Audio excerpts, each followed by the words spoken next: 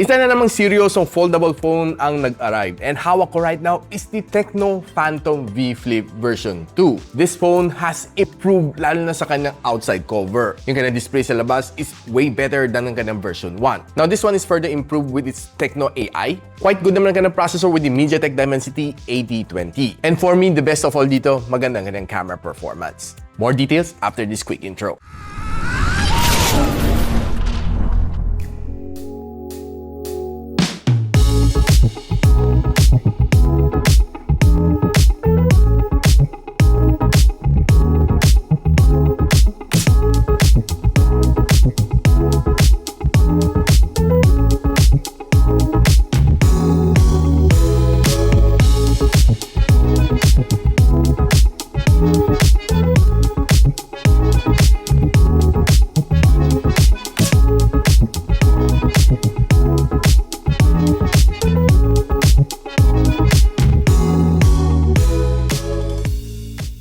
Now, itong bagong TECNO Phantom V Flip 2 na may 8 gigs of RAM and 256 GB of storage is currently priced at 34,999.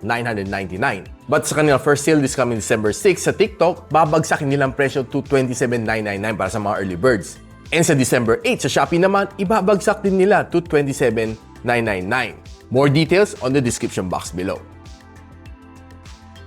Now, one of the good things dito sa kanya is, I would say, nag-improve siya compared sa kanyang version 1. Makita mo dito ang kanyang border is a little bit more slimmer, and yung crease niya dito is halos hindi ko na napapansin. Another good thing is yung kanyang hinges dito is hindi masakit mahawakan pag once na nasalat mo, and yung kanyang form factor is just really good. One of the things na gusto ko dito sa kanya sa likod is masarap hawakan. Yung kanyang pagka-matte finish dito, so definitely walang smudges. Pero sa gilid, sa sobrang shiny niya, ang daming smudge and fingerprints na mangyayari dito. So punas ka ng punas. Another takeaway dito is kanyang camera module, which is a lot smaller compared sa kanyang version 1, which I definitely appreciate. And there's a lot of function na pwede mo na magawa dito once it's folded, which di-discuss natin later. And gusto ko rin sa kanya is yung maganda yung kanyang pagka-snap dito. Yung feel mo na secured yung phone mo once na nakasara, pag binuksan mo, okay, maganda kanyang pagka-click. Marinig mo talaga once na ginagamit mo phone na ito. There's two colors available, Mundas Gray and Travertine Green. Hawak ko dito is the Mundas Gray. Pero I think ang kanyang featured color is the Travertine Green. Now, this phone is being powered by the MediaTek Dimensity na 8020. I would say na for a flip phone like this, it's not bad. It can do all of the multitasking na bigyan mo. Kaya na wala kayang-kaya na i-handle dito. And some mid-level gaming, which papakita ko sa inyo later. And nung sinalang ko siya sa Antutu benchmark, this is the score na nakuha natin, 634,000 points. And ito ang kanyang breakdown score. 1,249 kanyang loop score dito sa OneDev Extreme and 99% stability. Ito ang score na nakuha ko dito sa CPU benchmarking sa Geekbench. Ito naman sa GPU benchmark. Looking quite good naman kanyang thermals and it throttled to 82% ng kanyang best performance. Now, one of the good things dito sa battery niya is that it has a 4,720 mAh na battery. And close to 5,000 now. For me, not bad for a flip phone like this one. And it can fast charge up to 70 watts, which is for me goods. Kasi there are times sa pag nagmamadali ka, kailangan mo talaga isalpak ng mabilis na charger. Well, of course, if you don't need it, nasa bahay ka lang and nasa office most of the time, you can always use mga 33 watts na charging para mas hindi ganun ka-stressful sa inyong battery. Now, this phone can definitely last you for a whole day, walang problema, as long as you're using it normally, walang heavy gaming and walang heavy video taking, or probably no heavy video conferencing, kaya na mag-handle ng one whole day. And nung sinalang ko sa PC Mark na battery stress test, well, sad to say, nag-fail siya ng 3 times, and nag-manual testing tayo. I was able to gather a 13 hours and 43 minutes na screen on time. This is based on 50% brightness and 60 Hz na screen refresh rate. Not bad. Napag-usapan na natin kanina display. This one, inside, it has a 6.9-inch na foldable LTPO na AMOLED display with 120Hz of screen refresh rate. And ito naman sa labas, it has a 3.64-inch na AMOLED display with a Corning Gorilla Glass na protection. I'm not quite sure kung which Corning Gorilla Glass ang meron niya dito.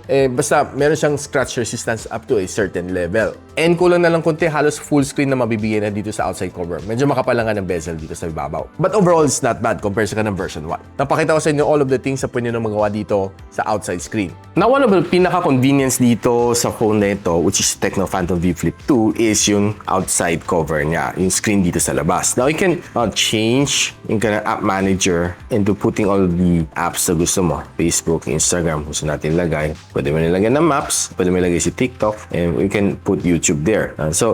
After you add then, nagwa-warning siya, no? Sometimes there are some app compatibility issue, but it's not really much of a problem. And okay, it's really nice dahil you can just simply put all of these apps here and just putting more like contacts. Kaya-kaya naman na i-handle. And this is probably one of those games na nakakatuwa lang na very simple game para mga Flappy Bird lang. Pero nakakatuwa lang naman siya laruin na. Now, it also comes together with this NFC thingy na card. And once na tinap mo siya, automatic magbabago ang tema niya. Yan, kita nyo, NFC card detected. Makita mo, nagbago bigla yung kanyang tema. So, i-close ko lang siya. Makita mo yung theme niya. Yan, nagbago. So, this is yung theme. Nakasama this is theme pack niya. Babaguhin niya lang yung theme.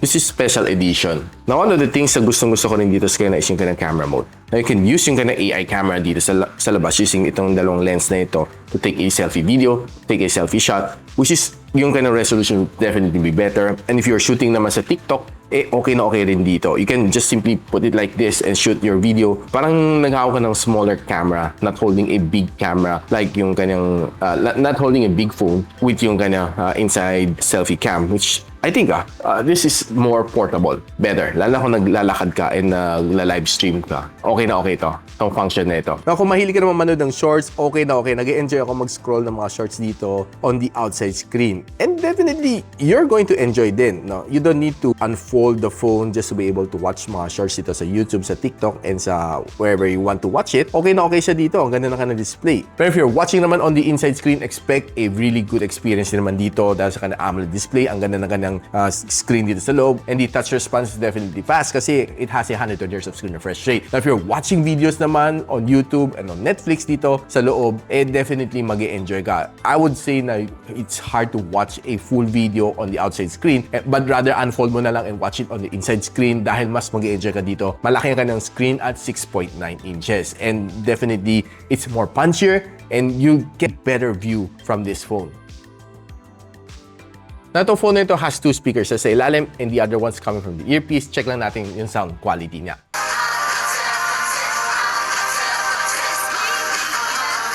Honestly, the sound is good. Well, hindi naman sobrang lakas, pero I would say it's above average if you're listening to music dito on Spotify on this phone. Not bad.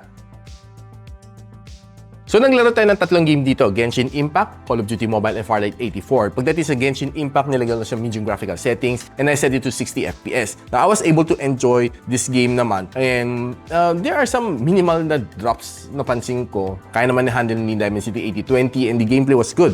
And I would say na yung touch response is good, and the sound is just okay. Not the best na na-try ko, but you can always put on your favorite TWS to better enjoy this one. But overall, the gameplay is good, except that siguro medyo mas bitin lang sa graphics kasi medium graphical settings lang siya. And ang pinakamainit niya nabot dito around after 30 minutes of gameplay is 45 degrees Celsius. Now, pagdating sa Call of Duty Mobile, sinagad-sagad ko ng graphical settings, and I was able to really get some good gaming experience dito sa game na ito. And panning around, I was able to play some really good na battle royale games dito and some ranked matches. And to be honest with you, ang ganda ng game experience ko dito. Even though this is a flip phone, hindi siya yung regular phone na pang gaming talaga to the extreme. Nevertheless, you'll be able to get a good experience dito sa kanya. Touch response is good, sound is good, and pinakamainit na abot niya is 45 degrees Celsius. Now, pagdating sa Farlight 84, dito ko na-feel na medyo nagkaroon ng konting drops. Sinagad ko kasi nga ng graphical settings to ultra, and medyo nahirapan siya konti dahil siguro medyo hindi kaya handle ni Dimensity 8020. Nung binaba ko siya to medium graphical settings, medyo mas gumanda ang game experience ko dito. And battling all the way after 1 full hour of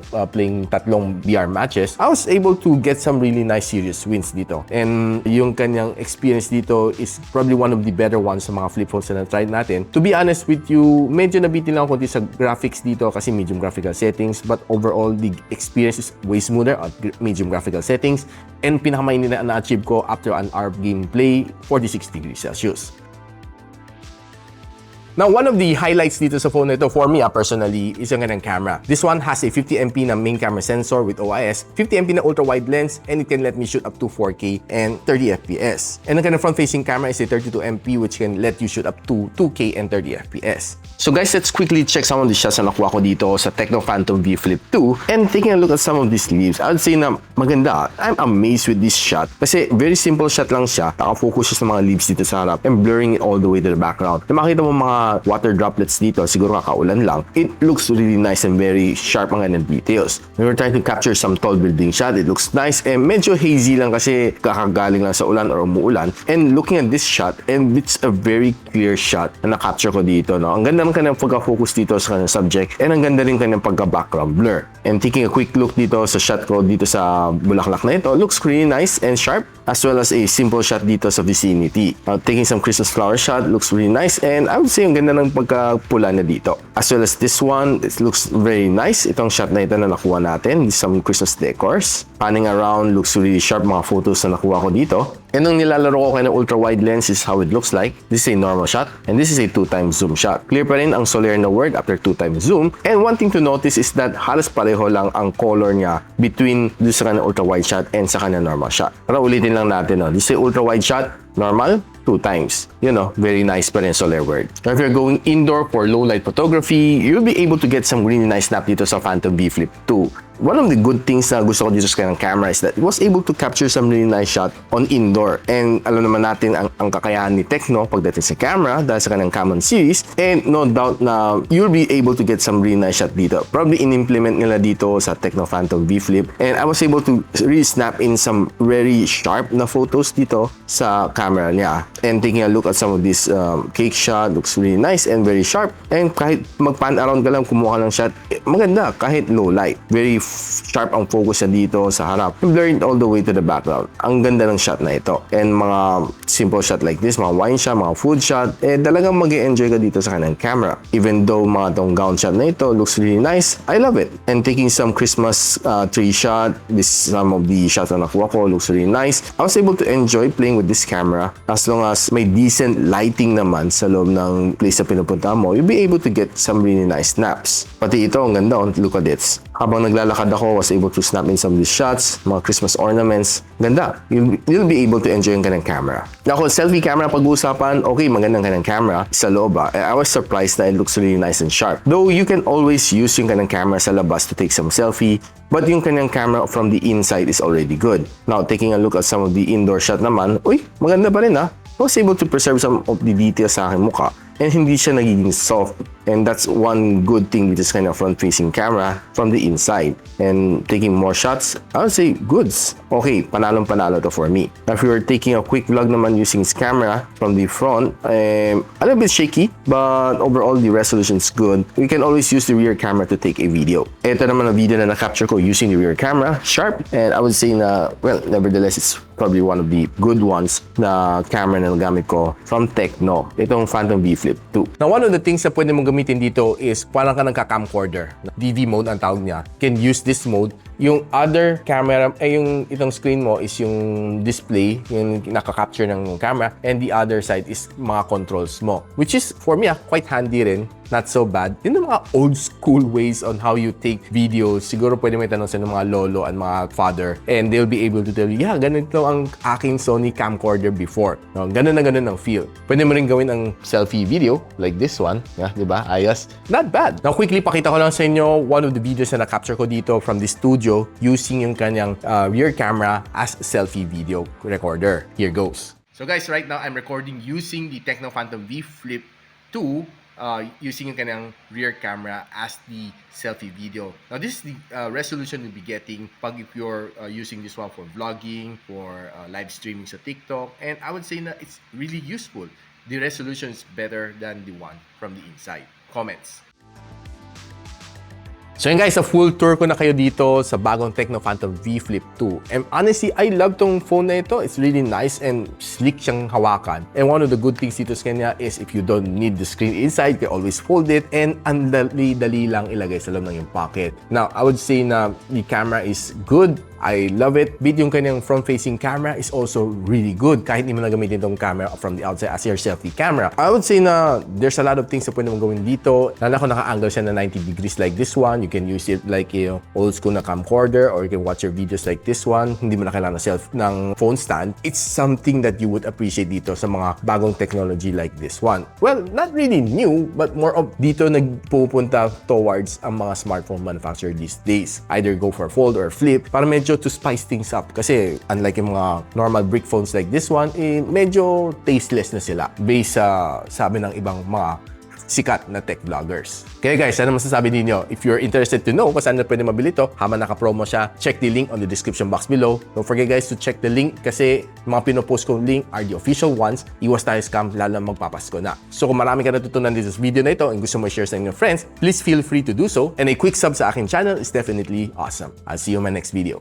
And so, ako para si Richmond and you're watching Gadget Sidekick. Like and subscribe to my channel. Don't forget to hit that notification bell. For one of my latest uploads, click the dito. And for one of my popular uploads, click here.